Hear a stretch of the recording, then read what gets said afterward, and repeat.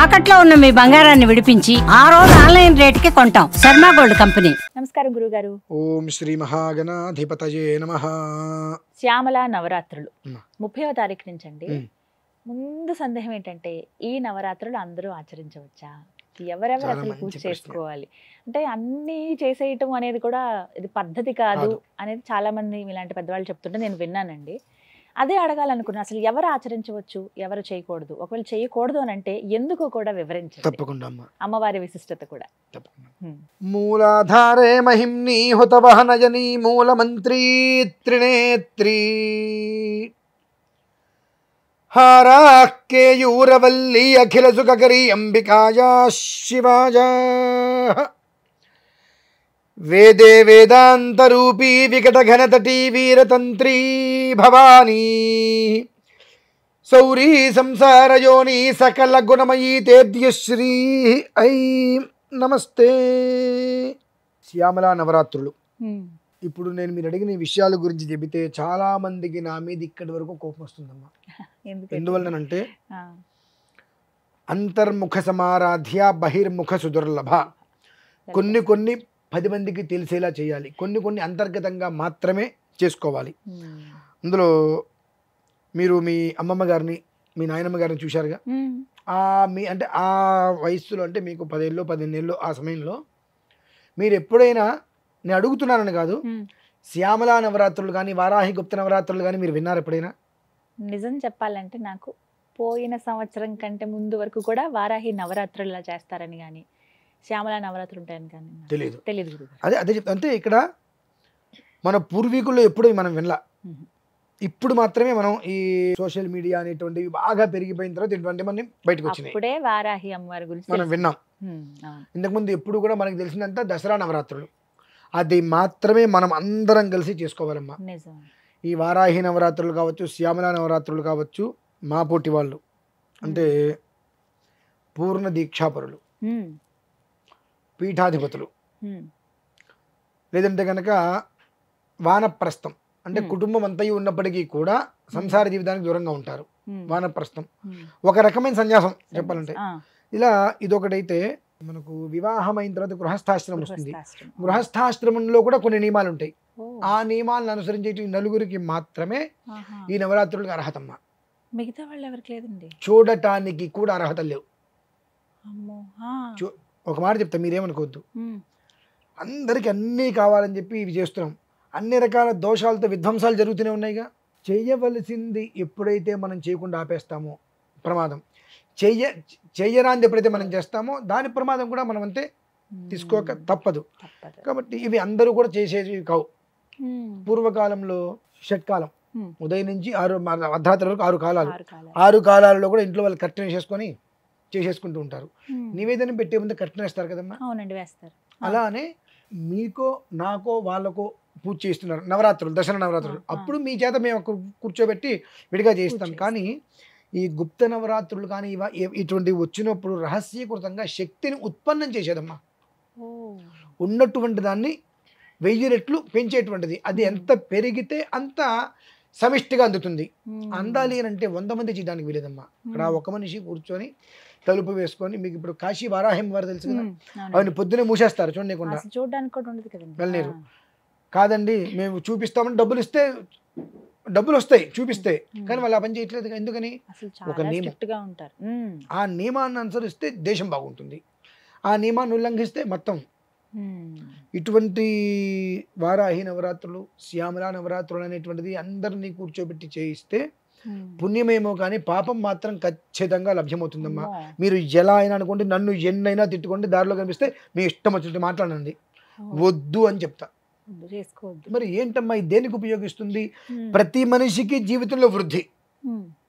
మరి మేమేం చేయాలి? 2 ఆచరించాలి. ఒకటి, ఎక్కడైనా ఈ శ్యామల అమ్మవారికి ఆరాధన జరుగుతుంది, నవరాత్రులు జరుగుతున్నప్పుడు ఏదన్నా ఒక ధన వస్తు రూపంలో సహకరించండి. కర్త కారయితాచేవ ప్రేరకశ్చ అనుమోదక సుకృతం దుష్కృతం చే 4 సమభాగిన.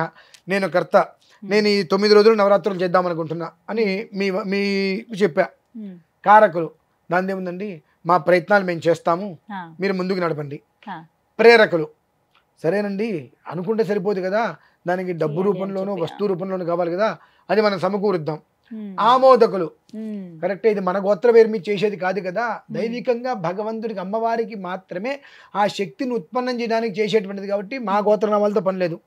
అమ్మవారికి అక్కడ సంబంధించి. ఆ జరిగేటువంటి క్రతువుకి ఉమ్, ధనవస్తువు రూపంలో ఏదైనా ద్రవ్యం ఆ సేవ మాకు దొరికితే చాలు, ఓ, అందుకు మేము సిద్ధం ఉమ్, అని ఎవరైతే నలుగురు ముందుకు వస్తారో అందులో ఉండేటువంటి ఒక యోగం ఈ నలుగురు ఆపాదిస్తుంది. ఆహా, అది సుకృతం. ఉమ్, దుష్కృతం అంటే ఏంటి? నవరాత్రులు చేస్తున్నా, ఉమ్, మీరండి మీ పేరు మీద చేసి పెడతా, హా, మీ గోత్రం మీరు మీద చేస్తారండి, నా గోత్రం మీరు మీద చేస్తారంటే మీరు కూడా రండి, హా, మీరు చేస్తున్నారా, మీ తర్వాత అక్కడ పూజ ఎలా ఉందని చెప్పండి, నేను వస్తా, పూజ ఫలితం బాగుందా, నేను రావచ్చా, ఈ నలుగురికి దుష్కృతమే. అమ్మో, ఉమ్, అంటే సుకృతానికి దుష్కృతానికి తేడా అమ్మా. ఉమ్, ఎవ్వరు ఏమీ అనుకోద్దమ్మా. ఒక్క మాట చెప్తాను, సంబంధం లేదు కానీ ఈ చెప్పిన ఒక్క మాట అర్థం చేసుకోగలిగితే దీనికి దానికి సంబంధాన్ని అంటగట్టుకోవచ్చు చక్కగా. ఉమ్, ఒక మనిషికి వివాహం చేస్తారు కదమ్మా, ఉమ్, ఎంతమంది కలిసి చేస్తారు?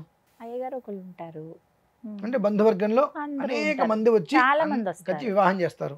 ఉమ్, దయచేసి ఎవ్వరు ఏమీ అనుకో, నేను చండాలమైన మాట మాట్లాడట్లేదు, అర్థం కావడం కోసం ఈ పదం నేను మాట్లాడుతున్నా.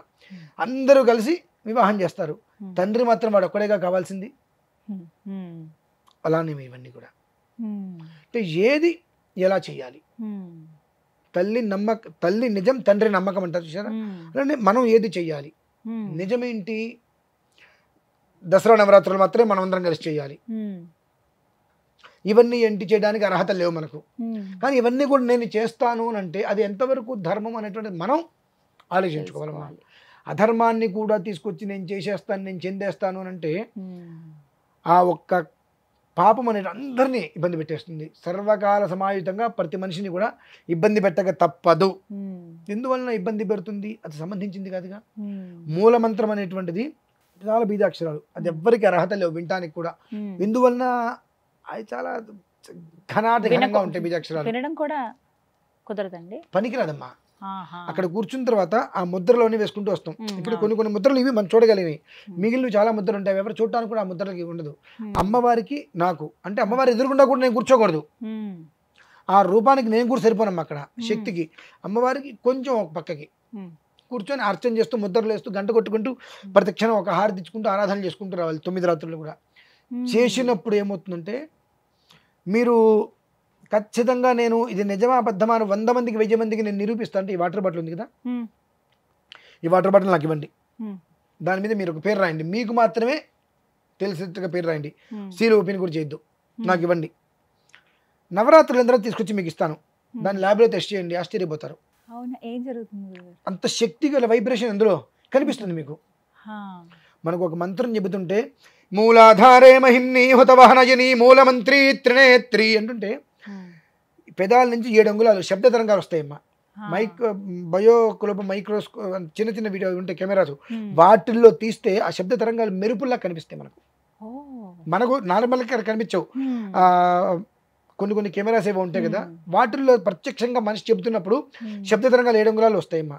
ఓ. మెరుపులు ఎలా అయితే వస్తాయో ఆ రకంగా అది అలా వస్తాయి. తిరుగుతూ ఉంటుంది. ఉమ్. ఆ తరంగాలు ఎక్కడి నుంచి వస్తే ఆ మంత్ర శబ్దం మొత్తం కూడా అందులోకి వెళ్తుంది, ఉమ్. నీటిలోకి, నీళ్ళలో. అది ఆకర్షిస్తుంది. మీరు దా వైబ్రేషన్ చూడొచ్చు. ఓ. అటువంటిది మనం ఎలా పడితే ఎలా చేసేస్తామంటే అది ప్రమాదానికి దారితీస్తుందమ్మా. ఉమ్, తీసుకోండి, ఎలా చేసుకోవాలి? ఉమ్, అమ్మవారు చక్కగా శ్యామలాదేవి అంటే సరస్వతి అమ్మవారు పెట్టుకోండి. ఉమ్, దివ్య సింహాసనాసీనాం సుకవీనా లసత్కరాం సంగీత మాతృకాం వందే వరదాం సుస్మితాసనాం రాజే శ్యామలాం. ఇది ఒక్కటి చదువుకోండి, ఉమ్. అది మంచిది. చదువుకోవాలి. కానీ నేను పూజ చేస్తాను, పూజ చూస్తానని కూడా అనుకోకూడదండి. ఎందుకంటే పూజ చేసేటువంటి సమయంలో ఉమ్, అర్ధరాత్రి పూట చేసేటువంటి కాలషష్టంలో అర్ధరాత్రి పూట చేసేటప్పుడు పండు గుమ్మడికాయ బుడిది గుమ్మడికాయ పెట్టి వాటిని కట్ చేసి కుంకుమ అవన్నీ వేసినప్పుడు రక్తాన్నం అంటారు. రక్తాన్నం అంటే అందరికీ కూడా అనకూడదు, కానీ నాకు కొంచెం కోపం వస్తుంది వీళ్ళని చూస్తే. ఉమ్, రక్తాన్నం అనగానే రక్తంతో కలిపేస్తారన్నం అంటారు. ఉమ్.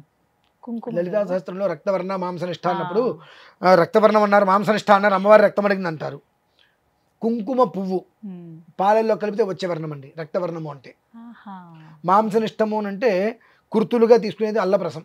ఆహా. వీటితో అక్కడ ఆరాధన చేయాలి. ఉమ్, ఆ అక్షతులు అనేటువంటిది ఎర్ర అక్షతులు ఉంటాయి, నలుపుతో చేసిన అక్షతులు ఉంటాయి. అవి వాడుతున్నప్పుడు అమ్మ ఏదో చేసేస్తున్నారు అని రకరకాలుగా భావిస్తూ ఉంటారు. ఉమ్, కనుక ఎవరిని మేము చూడనివ్వు. రహస్యకృతంగా చేసుకునేవి. అందరికీ కూడా చెబుతున్నాను, మేమింతే, పంది బురదలోనే దొర్లుతుంది, మేము ఇలానే ఉంటామంటే మీ కర్మ మీరు అనుభవించండి. కాదు ఇటువంటి ఇబ్బందులు మాకు వద్దు అనుకుంటే చక్కగా ఆ శ్లోకం దివ్య సింహాసనాసనం అనే శ్లోకాన్ని అందిస్తాను.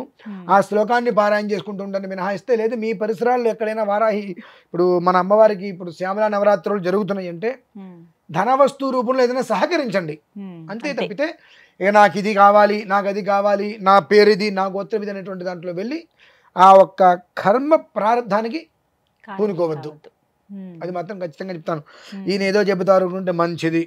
మీకు కాస్త బుద్ధి జ్ఞానం అనేటువంటిది మీకు ఎవరికైనా ఉన్నట్లయితే మీ చిన్నప్పటి నుంచి మీ ఇళ్లలో ఎక్కడైనా ఈ వారాహి నవరాత్రులు, శ్యామలా నవరాత్రులు అనేటువంటి బయట ఎక్కడైనా చేశారా, మండపం పెట్టి 10 మందిని పిలిచి చేశారా అనేటువంటిది ఒక్కసారి ఆలోచించుకోండి, మీకే అర్థమైపోతుంది. చెప్పక్కర్లేదు, వాళ్ళకి అర్థం కావాలంతా. అమ్మవారిది ఈ 9 రోజుల పాటు శుభ్రంగా శ్లోకం చదువుకొని ఓ బెల్లం ముక్క ఇది నివేదన పెట్టి తినమని. అంటే దానివల్ల ఏంటి, అది రోజు చదువుకోవచ్చు. 9 రోజులనే కదండి, రోజు చదువుకోవచ్చు. అంటే కొంతమందికి అయ్యో మేము చేయలేకపోయామే, అసలు బాధే అక్కర్లా. ఈ దివ్య సింహాసనాసనం అంటే ఏమిటి అర్థం అక్కడ, నేను ఏ వృత్తిలో అయితే ఉన్నాను, అది ఏదైనా కావచ్చు, కాక ఉద్యోగం కావచ్చు, వ్యాపారం కావచ్చు, ఏదైనా సరే, నేనున్నటువంటి వృత్తిలో దివ్యమైన సింహాసనం మీద నేను కూర్చోవాలి. అమ్మ నువ్వు ఎలా కూర్చున్నావో ఆ రకంగా నేను కూర్చోవాలి. చక్కగా సుఖవీణా లసత్కరాం సంగీత మాతృకాం వందే, నిన్ను ఎలా అయితే కనుక భాషిస్తున్నామో ఆ రకంగా నేను, నా చుట్టూతో నా పరివారం అంతా కూడా ఎప్పుడూ కూడా సంతోషకరంగా ఉండేటువంటి జీవితాన్ని నాకు ప్రసాదించు తల్లి, అంతే అని అర్థం. తెలుగులో మాట్లాడుకుంటే సంస్కృతంలో శ్లోకం అది. కాబట్టి ఆ ఒక్కదాన్ని ఆరాధించుకుంటూ ఉంటే చాలమ్మా. ఇవన్నీ ఏమి దాని జోలికి వెళ్ళి మాత్రం కర్మ ప్రారంధం వేరు, ప్రారంధ కర్మ వేరండి. ప్రారంధ కర్మ అంటే వాడికి ప్రారంధ కర్మరా అంటారు, అంటే చేసిన దానికి అనుభవించడం. కర్మ ప్రారంధం అనుభవించడం కోసం చేయటం. కాబట్టి అటువంటి వాటికి దూరంగా ఉండి మనందరం క్షేమంగా ఉండాలి అని నాకు చాలా సంతోషం గురువు గారు. మాకు కాస్త కళ్ళు తెరుచుకున్నాయనే చెప్పాలి, తెలుసుకోవాలి అందరూ ఈ విషయం. మీరు అనుకున్నారేమో, మిమ్మల్ని అడగంగా అని చెప్పారు 2 సంవత్సరాల క్రితం వరకు నాకు అవగాహన లేదండి అని చెప్పి. కానీ మన ప్రేక్షకులు ఉంటారు చూసారండి, వాళ్ళు కోడిగుడ్డ మీద ఏకలక్కడ దొరుకుతాయని చూసే రకాలండి, అనకూడదు. కానీ అంటే మంచి చెబితే వాళ్ళకి నచ్చదు. ఎందువలన కాకరకాయ ఎలా ఉంటుందండి, చేదుగా, పంచదార తీయగా, ఆనందంగా ఉంటుంది. కాబట్టి ఈ ఎంతసేపటికి కూడా కుడితిట్లో ఎలుకలాగా ఆ ఒక్క అబద్ధాలు అప్రమాణాలు కరమైన ఆనంద జీవితంలోనే నడవడానికి సిద్ధంగా ఉంటుంది తప్ప కాస్త జాగ్రత్త పడి అర్థం చేసుకొని మంచి జీవితంలోకి వెళ్దామనేటువంటి ఆలోచన వస్తే మాలాంటి వాళ్ళు ఇక్కడికి వచ్చి ఇంత కంఠశోష చేయక్కర్లేదండి. చక్కగా వివరించారు, తెలిసేలాగా చెప్పారు అందరికీ. ధన్యవాదాలు గురుగారు.